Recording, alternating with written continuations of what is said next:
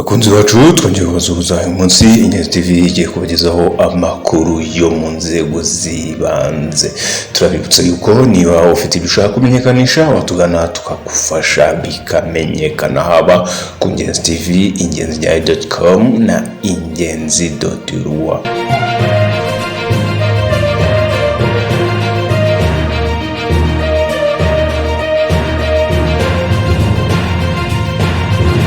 Amakuru rero agenda yumvikana kugeza mu nzego zifata ibyemezo. Arahamya ko inzego zibanze kuva ku isi umudugudu ndetse no mu zindi nzego zibanze batanga serivisi nabi, kugeza n'ubwo ahenshi biyemeje ko batazasinya batabanje guherezwa kashi. Akagari n'umurenge bo barabica bigacika kuko kashe bayitereraho uwamaze gutanga kashi. Akarere, intara n'umujyi wa Kigali nabo iyo ngendo batangiye kuyigenda.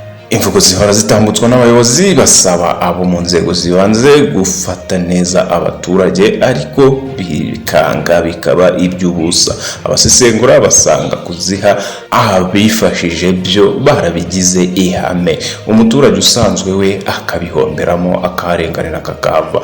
Ubwo abadepite batumije minisitiri w'ubutegetsi bw'igihugu, kuko ari ufite izi nzego mu nshingano ze, kuza gutanga ibisobanuro by'izi serivisi mbi. Minisitiri w'ubutegetsi bw'igihugu Musabyimana Jean Claude mu gihe akomeje gusabwa gutanga ubusobanuro kuko abashinzwe aribo batanga serivisi nabi, mu gihe bikomeje guca amarenga ko abayobora mu nzego nyinshi bagiye gusezererwa. Ba gitifu, utugari n'umurenge benshi usanga aribo bavugwa mu itangwa rya serivisi mbi.